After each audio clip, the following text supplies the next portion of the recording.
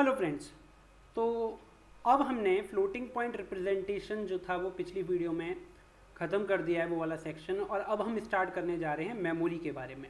तो computer architecture के अंदर ये सबसे ज़्यादा इंपॉर्टेंट पार्ट में से एक है, क्योंकि इसमें से बहुत सारे क्वेश्चंस आने की संभावनाएं रहती हैं। तो इसमें सबसे पहला जो सेक्शन है जो हम पढ़ने जा रहे हैं वो है मेमोरी हायरार्की के बारे में। मेमोरी हायरार्की के बारे में समझने से पहले एक चीज़ समझने की कोशिश करते हैं कि ये मेमोरी, तो आप सब जानते हैं कि क्या है कि स्टोरेज यूनिट है जिसके अंदर अपने जो डेटा है उसे स्टोर करते हैं, ठीक है। और बिना डेटा के कोई भी एग्जिस्टेंस नहीं है कंप्यूटर का, ये भी हम जानते हैं, ठीक। अब जो बात करने जा रहे हैं कि हम मेमोरी से क्या क्या उम्मीद करते हैं कि वो मेमोरी हमें सर्व करेगी, वो सारी चीज़ें सर्व करे। तो मेमोरी से जो हम सबसे पहले जो चीज़ें जो उम्मीद करते हैं वो यहाँ पे मैं मेंशन कर देता हूँ, लिख देता हूँ। सबसे पहली चीज़ जो हम मेमोरी से चाहते हैं वो है उसकी हाई कैपेसिटी, ठीक। हाई ठीक है, हाई कैपेसिटी। तो हम सब चाहते हैं कि हमारे पास जो मेमोरी हो उसका जो साइज़ हो वो बड़े से बड़ा हो, ठीक। दूसरी चीज़ हम क्या चाहते हैं कि भाई साइज़ बड़ा हो और लोग जो हो वो कॉस्ट हो, कॉस्ट जो होनी चाहिए वो कम से कम हो, ठीक। और तीसरी चीज़ जो सबसे इम्पॉर्टेंट चीज़ है वो है स्पीड। तो और स्पीड हम किससे नापेंगे कि हम उसके अंदर से जो डेटा है उसे हम बहुत तेज़ी से एक्सेस कर पाएँ। तो सीधी सीधी बात, स्पीड का मतलब यहाँ मिनिमम एक्सेस टाइम से है। तो मिनिमम एक्सेस टाइम से है हमारा, ओके। तो ये तीन जो फैक्टर्स हैं हम किसी भी मेमोरी से एक्सपेक्ट करते हैं कि वो हमें जो भी मेमोरी है हमें वो प्रोवाइड करेगी। तो हमारे पास जो मेमोरी है वो कुछ इस सीक्वेंस के अंदर हमारे पास आती है। ये बहुत फेमस डायग्राम है, किसी भी बुक के अंदर आप जाएंगे तो इस तरीके का डायग्राम आपको देखने को मिलेगा, ठीक। सबसे पहले बात करते हैं रजिस्टर्स की। तो रजिस्टर्स सबसे ज़्यादा कोर लेवल पे मौजूद हमारे पास मेमोरी यूनिट्स हैं। एक्चुअली जो रजिस्टर्स हैं वो सीपीयू के अंदर ही होते हैं, ये फ्रीली अवेलेबल भी नहीं होते। अब मार्केट में जाओगे आपको रजिस्टर मिल जाते हैं, वो बात अलग है, लेकिन जो रजिस्टर्स हैं वो सीपीयू के अंदर इनबिल्ट किए जाते हैं, ठीक। तो रजिस्टर्स, उसके बाद आता है हमारे पास कैश, उसके बाद आता है हमारे पास मेन मेमोरी, और फिर उसके बाद ये अपना मैग्नेटिक टेप, एसएसडी, एचडीडी, या फिर हम इसे कह सकते हैं सीधी बात सेकेंडरी मेमोरी, ठीक। अब सुनिए, अगर मैं कैपेसिटी की बात करूं, सॉरी ये थोड़ा चला गया, ओके, ठीक। कैपेसिटी की अगर मैं बात करूं तो कैपेसिटी वाली बात करें तो अगर हम इस जो ये हायरार्की दे रखी है इसके अंदर ऊपर से नीचे की तरफ जाते हैं तो हम ये पाएंगे कि जो कैपेसिटी है वो इंक्रीज़ होती है। तो रजिस्टर्स मिनिमम बहुत सबसे कम साइज़ के होते हैं, ठीक। उसके बाद रजिस्टर से ज़्यादा जो साइज़ होता है वो कैश के पास होता है। कैश लगभग 2 MB 3 MB, और किसी किसी जो अब बहुत ज़्यादा गेमिंग लैपटॉप्स हैं उनके अंदर 64 MB तक का कैश भी मिल जाता है, ठीक। तो MBs के अंदर ही बात होती है, ये GBs के अंदर कैश जाता भी नहीं है, ठीक। मेन मेमोरी की बात करें तो मेन मेमोरी जिसको हम रैम भी कहते हैं, रैंडम एक्सेस मेमोरी, ठीक है, रैम। तो इस मेन मेमोरी की खासियत ये है कि इस मेन मेमोरी के पास इससे ज़्यादा मेमोरी है। अब ये कैसा होता है कि ये मेन मेमोरी के पास 32 GB तक हम एक जर्नल रैम ऑब्ज़र्व करते हैं। और SSD या हम बात करें सेकेंडरी डिवाइस, ये तो इनके पास मेमोरी ही मेमोरी है, ठीक। बात करें कॉस्ट की तो कॉस्ट भी अगर हम ऊपर से नीचे की तरफ ट्रेवल करें तो कहीं ना कहीं लो होती जाती है। तो देखो मेमोरी भी हाई हो रही है, हमारे पास स्टोरेज जो है वो भी हाई मिल रहा है, और जो कॉस्ट है वो भी कम होती जा रही है। रजिस्टर्स महंगे आते हैं अब, पर यहाँ पर अब ये मत देखना कि रजिस्टर तो भाई सस्ते आते हैं, HDD महंगी आती है। लेकिन रजिस्टर्स अगर मैं कंपेयर करें मेमोरी के साइज़ के अनुसार तो जो कॉस्ट पर मेमोरी है, मेमोरी यूनिट्स, या मैं पूछूँ कॉस्ट पर बाइट है, कॉस्ट पर जो साइज़ है वो रजिस्टर्स का बहुत ज़्यादा है, और वहीं कॉस्ट पर साइज़ जो है वो सेकेंडरी डिवाइस का सबसे कम है, ठीक। इसके बाद बात करते हैं मिनिमम एक्सेस टाइम। तो भाई एक्सेस टाइम हमको मिनिमम चाहिए, लेकिन ये चीज़ हो जा रही है उल्टा। हम जितना इस हायरार्की में ऊपर की तरफ जाते हैं तो रजिस्टर्स के अंदर एक्सेस करना सबसे ज़्यादा कम टाइम है, सबसे कम टाइम लगता है रजिस्टर्स के अंदर डेटा को एक्सेस करना, फिर कैश, फिर मेन मेमोरी में टाइम, और सबसे ज़्यादा टाइम लगता है हमारा सेकेंडरी डिवाइस के अंदर। ये सबसे सिंपल हायरार्की है, ठीक।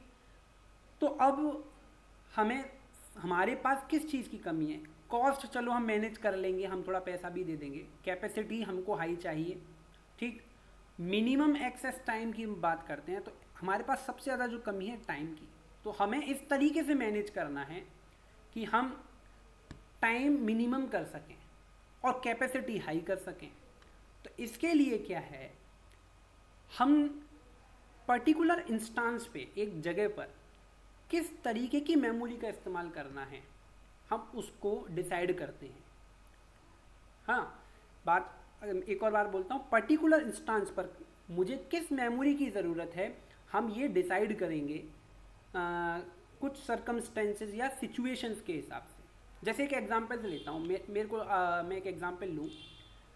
आपका घर है, आपके घर से आपको एक मिनट, ये स्टाइलिश लग रहा है, ठीक। आपका घर है और इस घर से आपको बगल वाले जो आपकी आंटी हैं या फिर कोई भी नेबर हैं उनके घर पर जाना है, और आपकी मम्मी ने कहा है कि आप उनसे धनिया लेकर आओ, ठीक। होता है ना कि हम मांग लेते हैं, कोई बात नहीं, तो धनिया लेकर आओ। अब धनिया लेने के लिए आपके पास 3 तरीके के मोड ऑफ ट्रांसपोर्टेशन है। पहली चीज़ है कि आपके पास बाइसिकल है, दूसरी चीज़ है आपके पास है कार, और तीसरी चीज़ है आपके पास एरोप्लेन।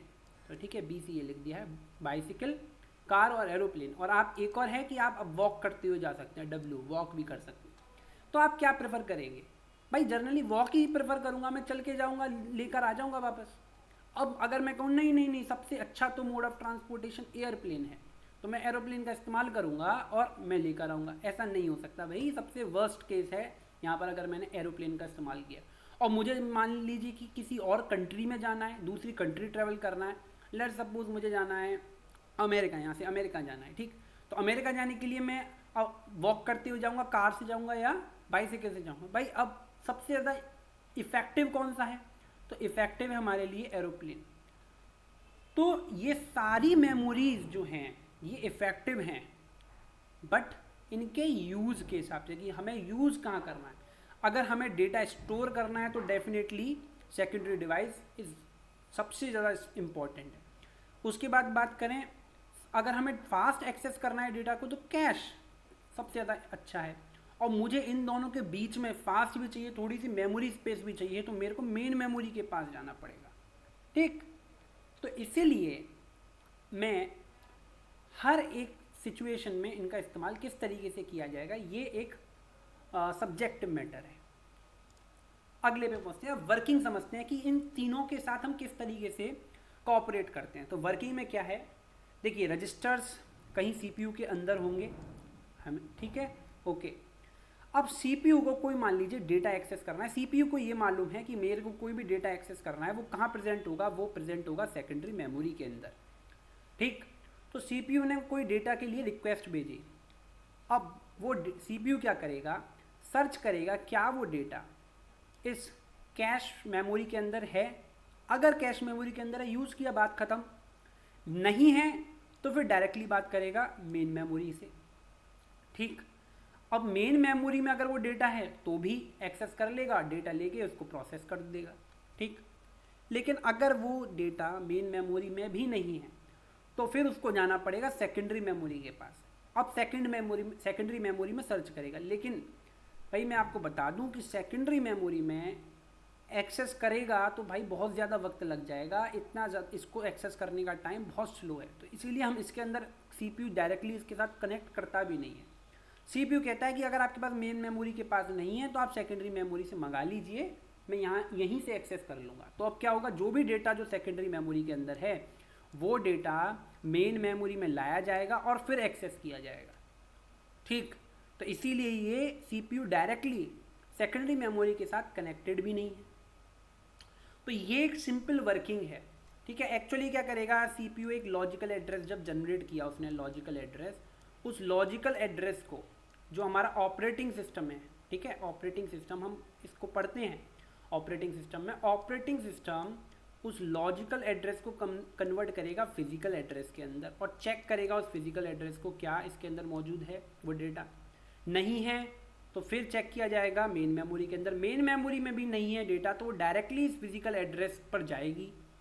ठीक है, अब बीच में एक छोटे इनपुट आउटपुट प्रोसेसर्स भी लग रहे होते हैं, उनकी हम बात करेंगे आगे के सेक्शंस में। एक प्रोसेसर और हैं, वो प्रोसेसर इसमें से डेटा प्रोसेस करेंगे और इसके मेन मेमोरी के अंदर लाएंगे। तो यहाँ पर पूरी कहानी इस तरीके से वर्क करती है। नेक्स्ट पार्ट पे चलते हैं। तो अब यहाँ कुछ टर्मिनोलॉजी में कुछ वर्ड्स हैं जिनके ऊपर कभी कभी कोई क्वेश्चन आ जाता है, तो अगर आए तो हमको मालूम हो कि वो क्या है। तो सबसे पहले लोकेलिटी ऑफ रेफरेंस। ठीक है, लोकेलिटी ऑफ रेफरेंस क्या है? It is refers to an phenomena in which a computer program tends to access the set of a memory location. मैं एक इस वाली बात को आप पढ़ सकते हैं, मैं समझा देता हूँ क्या है। मान लीजिए कि सेकेंडरी मेमोरी के अंदर कोई डेटा रखा है, ठीक, सीपीयू को वो डेटा चाहिए। अब वो डेटा था यहाँ या यहाँ पर, मैं मान लेता हूँ यहाँ था, ठीक, इसको हटा लेते हैं। ओके, यहाँ था डेटा। अब वो डेटा मुझे एक्सेस करना है तो क्या किया जाएगा? इस डेटा को यहाँ पर लाया जाएगा मेन मेमोरी के अंदर और फिर सीपीयू इसे एक्सेस करेगा। ठीक है, और फिर कैश के अंदर भी डाला जाएगा, ये भी बात अलग है। फिर सीपीयू इसे एक्सेस कर लेगा। ठीक है, अब बात ये है कि जब हम जैसे इंस्ट्रक्शन जो होते हैं, इंस्ट्रक्शन अगर आपने कभी भी माइक्रो प्रोसेसर वगैरह पढ़ा है, और हम बाद में आगे बात करेंगे जब इंस्ट्रक्शन फॉर्मेट या एड्रेसिंग की बात करेंगे, तो जो इंस्ट्रक्शंस होते हैं वो कंटिन्यूस मेमोरी एलोकेशन करके बैठे हुए होते हैं। और ये जर्नल सी बात है कि जब, जैसे मैं आपसे एक सवाल, एक नॉर्मल सी बात में बात करते हैं कि आप समझ लीजिए कि कोई सब्जेक्ट पढ़ रहे हैं, तो उस सब्जेक्ट के अंदर आप क्या करेंगे? पहला जो टॉपिक है उसे कवर करेंगे, उसके बाद अगले टॉपिक पर आएंगे, फिर अगला टॉपिक कवर करने के बाद उसके अगले टॉपिक पर आएंगे। तो आप धीरे धीरे क्या करेंगे? टॉपिक्स को कवर करेंगे, है ना, और सीक्वेंशियल वाइज कवर करेंगे। क्या ऐसा तो होगा नहीं कि आपने ये वाला टॉपिक पढ़ा, फिर किसी और दूसरे टॉपिक पे चले गए, फिर उसके बाद वापस से पीछे वाले टॉपिक पर आ गए, फिर कहीं। तो ऐसे रैंडमली कोई भी टॉपिक एक्सेस नहीं किया जाता, है ना। तो क्या किया जाएगा कि क्या सिर्फ वो एक ये जो इंस्ट्रक्शन जिसकी हमें ज़रूरत है, क्या जो मेमोरी में के अंदर इसी इंस्ट्रक्शन को लाया जाएगा? ऐसा नहीं है। क्या किया जाएगा? उस इंस्ट्रक्शन से रिलेटेड जो भी ब्लॉक्स हैं और उसके आगे के जो भी वैल्यूज़ हैं उन्हें इसके अंदर लिया जाएगा।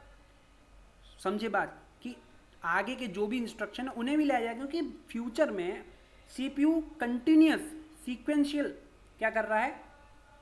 सीक्वेंशियल वे के अंदर एग्जीक्यूशन कर रहा है, तो आगे उसे इन इंस्ट्रक्शंस की भी ज़रूरत पड़ेगी डेफिनेटली, है ना। तो यहाँ इसे लोकेलिटी ऑफ रेफरेंस है। तो हम क्या, लोकेलिटी ऑफ रेफरेंस का मतलब सीधा समझिए कि हम पूरे एक इंस्ट्रक्शन की जगह उसके आगे और उसके सराउंडिंग जो और बाकी के डेटा है उसे भी हम मेमोरी के अंदर लोड कर लेते हैं। This is locality of reference. अब लोकेलिटी ऑफ रेफरेंस क्या होती है? दो टाइप की होती हैं। एक होती है स्पेशियल लोकेलिटी और एक होती है टेम्पोरल लोकेलिटी। स्पेशियल लोकेलिटी की अगर मैं बात करूं तो स्पेशियल जो लोकेलिटी है वो होती है नियर बाय जो डेटा है उसे एक्सेस करने के। यही वाली बात मैं एक बात दोबारा से बताता हूँ कि मुझे एक डेटा चाहिए, उसके नियर बाय के जो भी डेटा हैं उस सबको मैंने प्राइमरी मेमोरी के अंदर बुला लिया और फिर उसके बाद कैश में बुला लिया, ठीक। वाइल जो टेम्पोरल लोकेलिटी है वो क्या है? वो टाइम के विद इन रेस्पेक्ट है।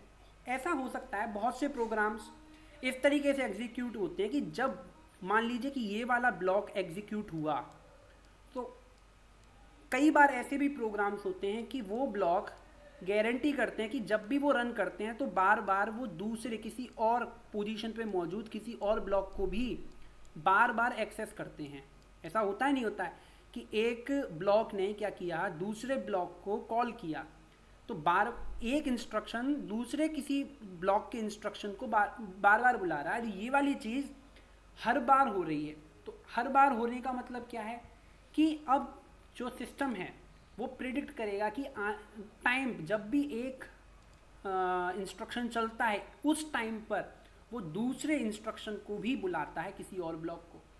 तो इस तरीके की जो लोकेलिटी है जिसमें हम क्या करेंगे, जैसे ही ये वाला इंस्ट्रक्शन बुलाया जाएगा उसके साथ हम इस वाले इंस्ट्रक्शन को भी संग में एक साथ मेमोरी के अंदर बुलाएंगे और फिर मेमोरी से कैश मेमोरी के अंदर ले जाएंगे।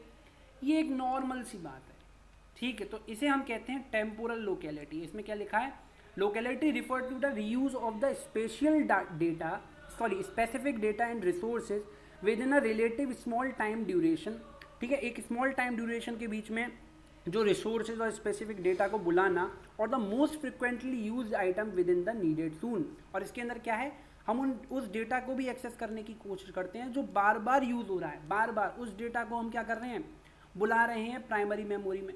अब हो सकता है कि कुछ डेटा ऐसा है जो हमें बार बार ज़रूरत है, तो उस डेटा को भी हम टाइम टू टाइम बार बार अगर वो डेटा चला जा रहा है उसे हम time to time primary memory के अंदर बुलाते रह रहे हैं।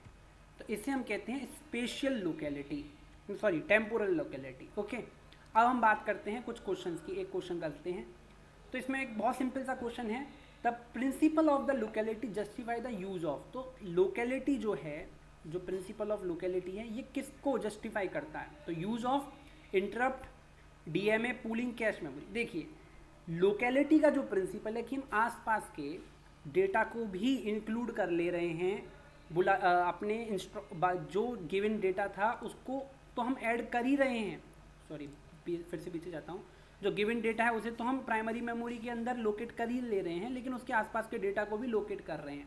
तो ये किस लिए कर रहे हैं, कि भाई हम कैश मेमोरी का ज़्यादा से ज़्यादा इस्तेमाल कर पाएँ।